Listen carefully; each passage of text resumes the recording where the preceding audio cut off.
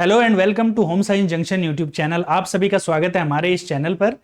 आज हम पढ़ेंगे बायोकेमिस्ट्री की third class DSSB TGT exam का जो आपका सिलेबस है उसमें बायोकेमिस्ट्री एक टॉपिक दिया गया है। दो क्लास हम ऑलरेडी कर चुके हैं। पॉइंटर्स के रूप में हम जो क्वेश्चंस हैं उनको सॉल्व कर रहे हैं, साथ साथ में जान रहे हैं कि किस तरह के क्वेश्चंस पूछे जाएंगे आपके एग्जाम में बायोकेमिस्ट्री टॉपिक से। तो आज थर्ड क्लास है, शुरुआत करते हैं कुछ नए पॉइंटर्स की कि जो पॉइंटर्स आपके एग्जाम के लिए इंपॉर्टेंट है।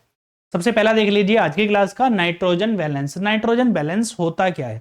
बॉडी के अंदर जितनी नाइट्रोजन का आपने इनटेक किया, जितनी आपने नाइट्रोजन ली और जितनी आपने नाइट्रोजन को निकाल दिया, उसका जो बैलेंस एक मेंटेन करती है बॉडी, उसको नाइट्रोजन बैलेंस कहते हैं। देखो देख लेते हैं एक बार। Measure of nitrogen input versus output. जितना लिया अंदर गया, आउट मतलब निकाला। Positive balance indicate tissue growth. अगर ये बैलेंस पॉजिटिव है, ठीक है, तो ये क्या होगा भाई? टिश्यू की ग्रोथ होगी, यहां पे ग्रोथ के लिए आवश्यक होगा। Negative balance indicate breakdown. अगर ये बैलेंस निगेटिव में है तो क्या हो जाएगा? टिश्यू टूटने शुरू हो जाएंगे, रैप्चर होने शुरू हो जाएंगे। हिंदी में देख लेते हैं। नाइट्रोजन इनपुट बनाम आउटपुट का माप क्या होती है? नाइट्रोजन बैलेंस होता है। सकारात्मक संतुलन ऊतक वृद्धि को इंगित करता है, जबकि नकारात्मक टूटने को इंगित करता है कि ऊतक टूटना शुरू हो जाएंगे। अब ये नाइट्रोजन बैलेंस होता किस चीज का है? देखो, जब आप लेते हो प्रोटीन लेते हो तो उसमें क्या होता है? नाइट्रोजन भी होता है, ठीक है। प्रोटीन, हर एक प्रोटीन नाइट्रोजन इंक्लूड होता है उसमें। तो उस नाइट्रोजन को जब आप लेते हो तो वो अल्टीमेटली जाके नाइट्रोजन में टूट के नाइट्रोजन में परिवर्तित होता है और बाद में आपके मूत्र के माध्यम से बाहर निकल जाता है। तो जितना इनटेक किया और जितना आपने निकाल दिया, उसका जो बैलेंस है वो ही आपका नाइट्रोजन बैलेंस कहलाता है। बात समझ पाए होंगे? नाइट्रोजन जितना ली और जितना निकाली, उसका जो बैलेंस है वो नाइट्रोजन बैलेंस है। अगर ये बैलेंस पॉजिटिव में है, यानी पॉजिटिव वैल्यू आती है, तो ये ग्रोथ होगी किसकी? टिश्यू की। अगर ये बैलेंस निगेटिव में आएगा तो टिश्यू रैप्चर होने शुरू हो जाएंगे। नेक्स्ट आ जाता है आपका यूरिया साइकिल। जैसे नाइट्रोजन बैलेंस है वैसा ही यूरिया साइकिल भी है, यानी यूरिया का जो चक्र है, यूरिक एसिड का, यूरिया का जो चक्र है वो यूरिक साइकिल कहलाता है, यूरिया चक्र कहलाता है। देख लेते हैं एक बार। पाथवे यानी कि चक्र एक तरह से इन द लीवर, कहां होता है ये? यूरिक जो साइकिल होता है ये लीवर का फंक्शन है, बेसिकली लीवर करता है। That converts toxic ammonia to urea for excretion, यानी कि यकृत में के मार्ग में जो विषाक्त अमोनिया को उत्सर्जन के लिए यूरिया में परिवर्तित कर देता है। तो ये क्या होता है भाई? आपका ये साइकिल होता है आपका यूरिया साइकिल, यानी कि यूरिया चक्र होता है। अमोनिया जो आपके अंदर बॉडी के अंदर नाइट्रोजन से जो आपके गई और वो क्या बनी? अमोनिया के रूप में परिवर्तित हो गई। नाइट्रोजन साइकिल से भी और वैसे भी अमोनिया के रूप में परिवर्तित जो नाइट्रोजन आपकी हो गई। और नाइट्रोजन आई कहां से थी? फिर से वही याद रखेंगे, आपका जो प्रोटीन आपने लिया था उससे आपको नाइट्रोजन मिली थी और जो कि कन्वर्ट किस में हुई थी? अमोनिया में। अमोनिया है बॉडी के लिए हानिकारक है। अब लीवर ने क्या काम किया? लीवर ने उस अमोनिया को कन्वर्ट कर दिया किस में? यूरिया में। यूरिया में परिवर्तित कर दिया और ये आपके मूत्र के माध्यम से बाहर निकल जाती है, इसका उत्सर्जन हो जाता है मूत्र के माध्यम से। आपने कभी गौर किया होगा, जब टॉयलेट से आपके आसपास से आप गुजरते हो, कोई टॉयलेट है, शौचालय है, उसके आसपास से गुजरते हो तो आपको एक स्मेल आती है जो कि यूरिया के खाद, जो यूरिया आता है ना, उसमें होती है। वही स्मेल आपके जो मूत्र होता है उसमें भी आती है। जब आप टॉयलेट के आसपास से निकलते हैं तो एक पंजेंट सी स्मेल लगती है जो कि तीखी स्मेल होती है। कई बार इस आंखों में जो है आंसू भी इसकी वजह से आते हैं, जो कि अमोनिया के कारण आते हैं, ठीक है। तो ये आपका यूरिया में परिवर्तन हो जाता है, तो क्या हो जाता है? ये वाला साइकिल यूरिक चक्र कहलाता है। नेक्स्ट पॉइंटर की तरफ बढ़ते हैं। अब आ जाते हैं विटामिन की बात करते हैं। देखो, हम पढ़ रहे हैं बायोकेमिस्ट्री। बायोकेमिस्ट्री में भी विटामिन आते हैं और आपने फूड एंड न्यूट्रिशन में विटामिन बहुत अच्छी तरह से पढ़े होंगे।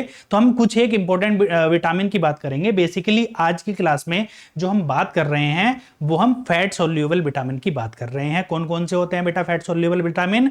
KEDA, मैंने कल भी बताया था। याद करने की तकनीक क्या है? कीड़ा, KEDA, KED और A, ये जो विटामिन है आपके, ये फैट सोल्यूबल है। क्यों है? कीड़ा पानी में नहीं घुलता, बस इतना ध्यान रख लेना, ये पानी में नहीं घुलता है। तो ये क्या हुआ भैया?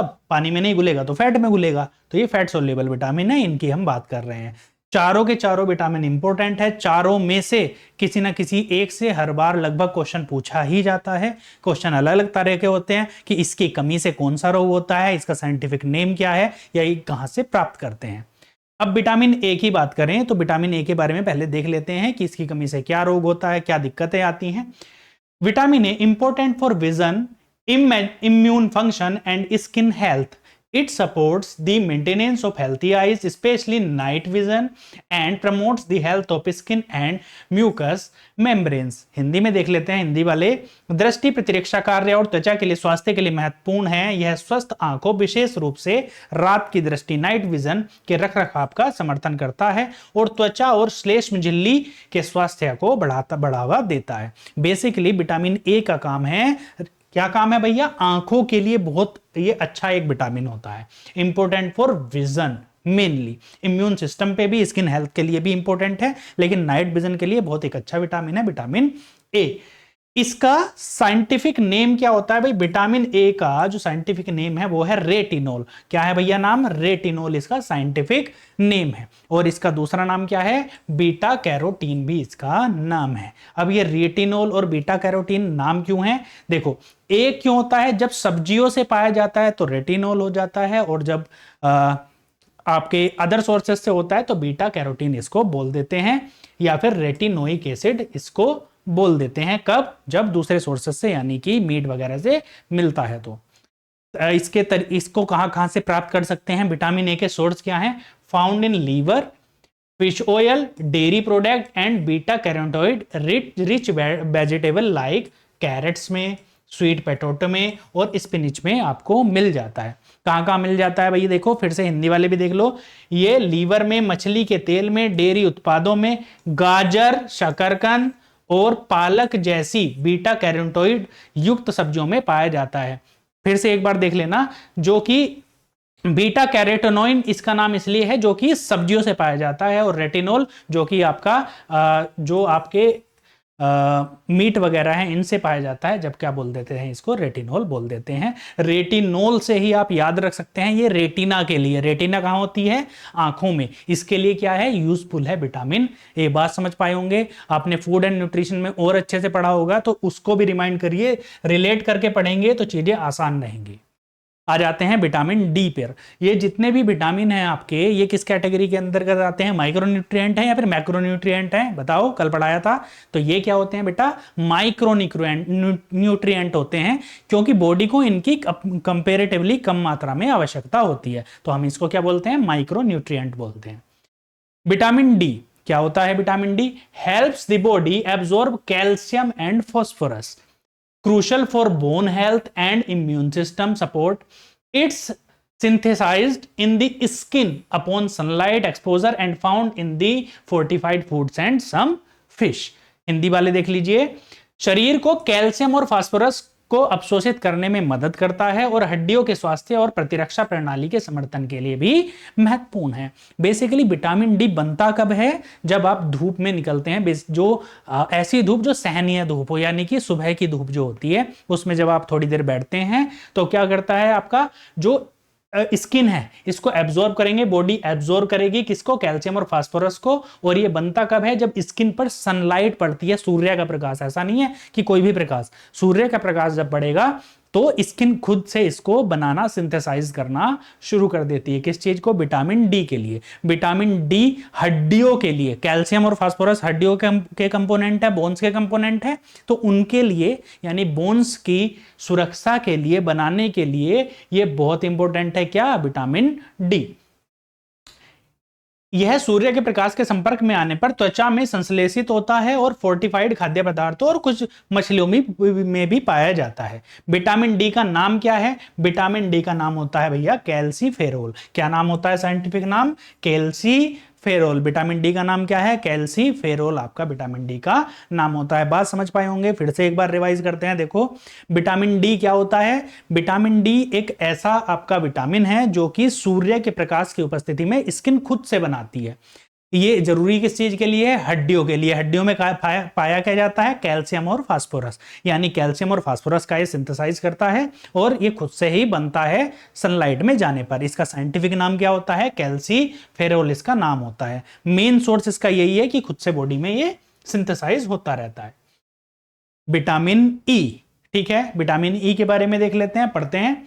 N antioxidant that protects cells from damage caused by free radicals. It also plays a role in immune function and skin health, helping to reduce inflammation. Hindi वाले देख लीजिए। एक एंटीऑक्सीडेंट है। विटामिन ई और विटामिन सी क्या होते हैं बेटा? कल भी बताया था कि एंटीऑक्सीडेंट होते हैं। क्या होते हैं? एंटीऑक्सीडेंट होते हैं, जो कोशिकाओं को मुक्त कणों से होने वाले नुकसान से बचाते हैं। यह प्रतिरक्षा कार्य और त्वचा के स्वास्थ्य में भी महत्वपूर्ण भूमिका निभाते हैं। सूजन को कम करने में ये मदद करते हैं। क्या? Vitamin E. क्या है ये? आपका एंटीऑक्सीडेंट है। विटामिन सी और विटामिन ई क्या होते हैं? यहाँ ध्यान रखना, विटामिन में विटामिन सी और विटामिन ई किसके उदाहरण हैं? एंटीऑक्सीडेंट। को क्या काम करते हैं?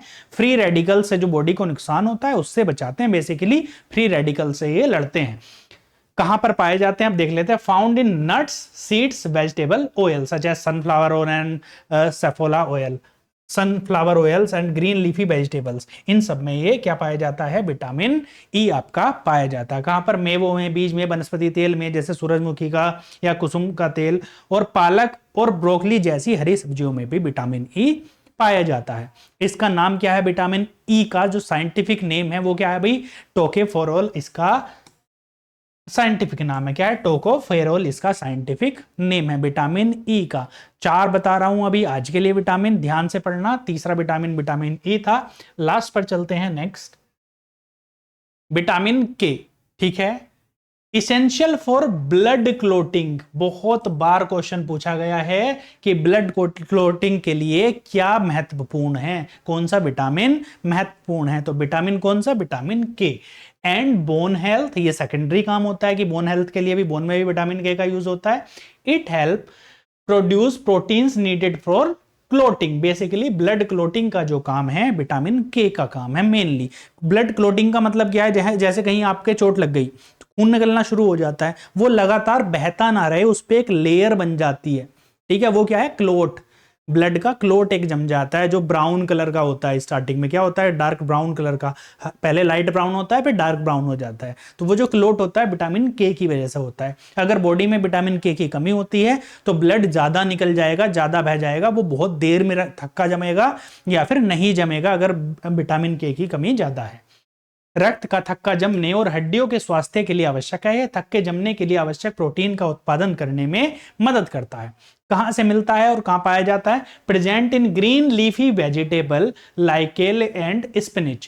केल और पालक में ये पाया जाता है। कौन सा? विटामिन के। ब्रोकली इत्यादि जितनी हरी सब्जियां हैं इन सब में भी पाया जाता है, ठीक है। इसके 2 नाम हैं, कौन कौन से हैं? अगर इसको नेचुरली कंज्यूम किया जाए, इसको नेचुरली कंज्यूम किया जाए विटामिन के1, तो इसको विटामिन के1 को, जो के1 है इसका नाम क्या हो जाता है भैया? फाइलोक्विनोन इसका नाम हो जाता है अगर इसको नेचुरली कंज्यूम करते हैं आप, नेचुरल सोर्सेस से। अगर सिंथेसाइज करके सिंथेटिक रूप में, यानी कि जैसे आप टैबलेट्स के रूप में ले रहे हो विटामिन के को, तब इसका नाम क्या होता है? फाइटोनाइडियोन इसका नाम हो जाता है। नाम क्या हो जाता है? फाइटोनाइडियोन इसका नाम हो जाता है। बात समझ पाए होंगे? 2 रूप में, अगर नेचुरली कंज्यूम कर रहे हो तो इसका नाम फाइलोक्विनोन हो जाता है, और अगर सिंथेटिकली यानी कि टैबलेट्स इत्यादि के रूप में आप ले रहे हो तो फाइटोनाइडियोन इसका नाम हो जाता है। किस चीज का? विटामिन के का। फिर से एक बार रिवाइज कर लेते हैं। चारों के चारों माइक्रोन्यूट्रिएंट हैं। ये फैट सोल्यूबल विटामिन है, चारों के चारों के ई डी ए। कहां कहां पाए जाते हैं ये आपको पता चल गया है। इंपॉर्टेंट कौन कौन सी चीज के लिए हैं ये भी आप जान लिए हैं। नेक्स्ट आ जाता है probiotic and prebiotic. Probiotic important term है, देखिए जानिएगा क्या होता है। लाइव बेनिफिशियल बैक्टीरिया, ध्यान रखना क्या होते हैं probiotic? Live bacterial beneficial bacteria that promote gut health and improve digestion. Example क्या है इसका? योगर्ट। बात समझिए, हिंदी में देखिए एक बार। जीवित लाभकारी बैक्टीरिया जो आपके स्वास्थ्य को बढ़ाते हैं और पाचन में सुधार करते हैं। एग्जांपल क्या है इसका? दही इसका उदाहरण है। कुछ बैक्टीरिया ऐसे होते हैं जो बॉडी के लिए रिक्वायर्ड हैं और अच्छे होते हैं, कुछ बैक्टीरिया ऐसे भी होते हैं जो अच्छे नहीं होते। ये कौन से हैं? प्रोबायोटिक हैं। ये क्या है? बॉडी के लिए अच्छे होते हैं। क्यों अच्छे हैं भाई? ये कुछ चीजों में हेल्प करते हैं। ये जिंदा बैक्टीरिया होते हैं। जैसे आपने दही जमाई, दही में क्या है? दूध को रखा कुछ ही 2-3 घंटे 4 घंटे में वो दही जम जाती है। क्यों? उसमें बैक्टीरिया की ग्रोथ होती है एक्सपोनेंशियली। वही बैक्टीरिया आपने कंज्यूम कर लिया तो वो जिंदा बैक्टीरिया आपने खा लिया, बॉडी के अंदर भी वो जिंदा ही है। योगर्ट यानी दही में पाया जाता है। दैट क्या करता है? ये डाइजेशन में, दही क्या करती है? डाइजेशन में मदद करती है। जिसको डायरिया हो गया या ऐसी कोई बीमारी हो जाए जिसमें उसके पेट की हालत खराब हो जाए, तो उसको आप क्या बताते हो कि भैया मूंग की दाल खाओ, दही मिला करके खाओ, डाइल्यूट करके, मतलब दही मिला के खाओ ना, योगर्ट खाओ। तो क्या करता है भाई योगर्ट? ये प्रोबायोटिक है। ऐसे बैक्टीरिया होते हैं जो कि जिंदा होते हैं। क्या होते हैं? Live beneficial bacteria. बेनिफिशियल मतलब लाभकारी बैक्टीरिया। नेक्स्ट आ जाता है प्रीबायोटिक्स। प्रीबायोटिक्स क्या होते हैं? Non digestible food. ये बैक्टीरिया नहीं है बेटा, ये फूड है। ऐसा फूड जो कि डाइजेस्ट नहीं कर पाते। देखो, गैर पचने योग्य खाद्य पदार्थ है। क्या है? प्रीबायोटिक। ये बैक्टीरिया नहीं है, ये खाद्य पदार्थ है, खाने की चीज है ना। तो क्या है ये? लेकिन ये पचती नहीं है, बॉडी पचती नहीं है। आपका होगा सर पचती नहीं है तो खाई क्यों रहे हैं? खा इसलिए रहे हैं क्योंकि ये लाभकारी है। कैसे लाभकारी है? एग्जाम्पल मैंने कल भी बताया था एक, जैसे कि फाइबर बॉडी में जाता है, वो पचता नहीं है और बाद में स्टूल के रूप में निकल जाता है, लेकिन वो पूरी आंतों की सफाई करके निकलता है। अब यहां देख लेते हैं प्रीबायोटिक में क्या होता है। non-digestible food ingredient that feed and support the growth of beneficial gut bacteria. Examples include garlic, onion and bananas. बात समझ पाए? नहीं समझे? हिंदी में देखिए, एक बार फिर समझाता हूं। खाद्य सामग्री जो लाभकारी आंत बैक्टीरिया के विकास को बढ़ावा देती है और उनका समर्थन करती है। उदाहरण में लहसुन, प्याज और केले शामिल है। प्रीबायोटिक नॉन डाइजेस्टेबल फूड है। ये डाइजेस्ट नहीं होता, ये आंतों में जाता है। और जो प्रोबायोटिक थे, बैक्टीरिया थे, जो जिंदा बैक्टीरिया थे, उनको जीवित रखने में मदद करता है। कैसे? उनके लिए फूड है ये। हम तो नहीं पचा पाएंगे, लेकिन बैक्टीरिया इस नॉन डाइजेस्टेबल फूड को, जो प्रीबायोटिक है, इसको खाता रहेगा और जिंदा रहेगा। और ये जो प्रोबायोटिक थे इस पर डिपेंडेंट हो गए एक तरह से कि भैया अगर प्रीबायोटिक भी होगा साथ में तो उनका खाना, जो बैक्टीरिया थे उनका खाना पेट के अंदर रहेगा।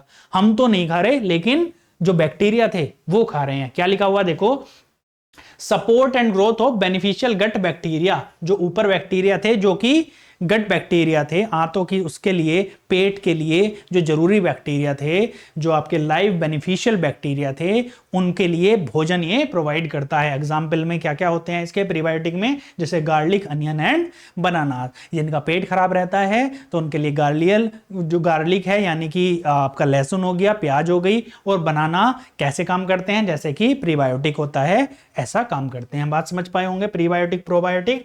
प्रोबायोटिक है बैक्टीरिया और प्रीबायोटिक है नॉन डाइजेस्टेबल फूड। नेक्स्ट पर आ जाते हैं। Basal metabolic rate. आपने बहुत बार सुना होगा कि बेसल मेटाबॉलिक रेट क्या होता है। आपके जब भी आप होम साइंस पढ़ते हो तो किसी ना किसी रूप में बेसल मेटाबॉलिक रेट ये जरूर आपका आ ही जाता है। तो बेसल मेटाबॉलिक रेट क्या है? The energy required to maintain basic physiological function at rest। मतलब क्या है इस बात का? हिंदी में देखो एक बार। आराम की अवस्था में बुनियादी शारीरिक कार्यों को करने के लिए जो आवश्यक ऊर्जा की आवश्यकता होती है, वो होता है आपका बेसल मेटाबॉलिक रेट। बात समझो, आप समझ लीजिए क्या होता है। जब आप आराम कर रहे हैं, आपने सारा काम निपटा लिया, अब आराम कर रहे हैं, तब ऐसा नहीं है कि बॉडी ने बिल्कुल काम करना बंद कर दिया, कंजप्शन जो है एनर्जी का खत्म हो गया। नहीं होगा। क्यों नहीं होगा? जैसे आपका दिल तो धड़क ही रहा है ना। आप अगर बैठे हुए हैं, लेटे हुए हैं, कुछ काम नहीं कर रहे, लेकिन तब भी सांस तो ले ही रहे होंगे ना। दिल धड़क रहा होगा, लीवर भी फंक्शन कुछ कर ही रहा होगा, शायद आंतें भी चल रही हो, कुछ पहले का फूड हो उसको पचा रही हो। ठीक है, तो हमारे जो बॉडी के ऑर्गन हैं वो तब भी कुछ ना कुछ एनर्जी कंज्यूम कर रहे हैं, काम कर रहे हैं। तो वो क्या होता है? बेसल मेटाबॉलिक रेट होता है कि इस फंक्शन को करने के लिए, रेस्ट की स्थिति में जो काम करने के लिए बॉडी के जो नेचुरल फंक्शन हैं उनको करने के लिए जितनी एनर्जी की रिक्वायरमेंट है, तो वो क्या होती है? आपकी बेसल मेटाबॉलिक रेट होता है। ठीक है, बात समझ पाए। रेस्ट की स्थिति में, आराम की स्थिति में बॉडी को फंक्शन करने के लिए एटलीस्ट जितनी ऊर्जा की आवश्यकता होगी वो आपका क्या होगा, एनर्जी रिक्वायर्ड, वो क्या होगा, बेसल मेटाबॉलिक रेट यानी बीएमआर होगा। बात समझ पाए होंगे। कौन कौन से फंक्शन है, जैसे दिल का धड़कना हो गया, सांस लेना हो गया, तो हमारे फेफड़े काम कर रहे हैं, हमारा लीवर काम कर रहा है, और जितने भी ऑर्गन है मोस्टली सब काम कर रहे होते हैं। Next, thermic effect of food, the energy required to digest, absorb and process nutrients from food। Hindi में देख लीजिए, भोजन के से पोषक तत्वों को पचाने, अवशोषित करने और संसाधित करने के लिए आवश्यक ऊर्जा। जब आपने भोजन का इंटेक किया तो अलग अलग भोजन की अलग अलग TEF होता है, थर्मिक इफेक्ट होता है अलग अलग फूड का अलग अलग। जैसे कि कुछ एक फूड होते हैं जिनको आप कहते हो जी हैवी है, जैसे चने आपने खाए तो चने क्या होते हैं, हैवी होते हैं, कि इनको पचाने के लिए थर्मिक इफेक्ट ज्यादा चाहिए, एनर्जी की ज्यादा जरूरत पड़ेगी इनको तोड़ने के लिए, इनसे न्यूट्रिएंट्स बाहर निकालने के लिए। बात समझ पा रहे हैं। कुछ चीजें ऐसी होती हैं जो खाओ और पच गई, जैसे प्रोटीन आता है जो कि जो आपके एमिनो एसिड्स होते हैं उन पर बेस्ड होता है, तो वो क्या होता है, आसान होता है पेट के पचाने के लिए। बहुत सारी लिक्विड्स में मोस्टली चीजें होती हैं जो पेट के पचाने के लिए आसान होती हैं। तो ऐसा फूड जिसको पचाने में जितनी ऊर्जा लगे वो उसका क्या होता है, थर्मिक इफेक्ट कहलाता है उस फूड का। पर्टिकुलर हर फूड का जो थर्मिक इफेक्ट है वो अलग अलग होगा। गेहूं का अलग होगा, चावल का अलग होगा, अरहर की दाल का अलग होगा, पनीर का अलग होगा, सोया का अलग होगा। तो हर फूड का अलग एक थर्मिक इफेक्ट होता है, और थर्मिक इफेक्ट वो होता है जो उसको पचाने के लिए जितनी ऊर्जा की जरूरत है। बात समझ पाए। चलो नेक्स्ट चलते हैं। मेटाबॉलिक सिंड्रोम क्या होता है एक बार देख लीजिए, फिर समझते हैं। ए cluster of conditions, high blood pressure, high blood sugar, access body fat, increasing the risk of heart disease and diabetes. Hindi वाले भी देखो, स्थितियों का एक समूह, उच्च रक्तचाप, उच्च रक्त शर्करा, शरीर में अतिरिक्त वसा जो हृदय रोग और मधुमेह के जोखिम को बढ़ाता है। बात समझो।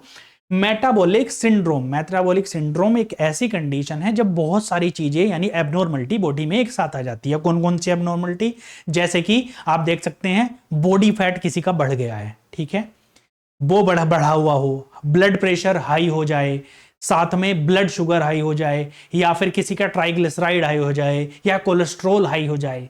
इस तरह की कम से कम 3 चीजें अगर एक साथ हाई हो जाती हैं एक साथ, तो वाली जो कंडीशन कहलाती है मेटाबॉलिक सिंड्रोम की कंडीशन बोलते हैं। इसको क्या बोलते हैं, मेटाबॉलिक सिंड्रोम।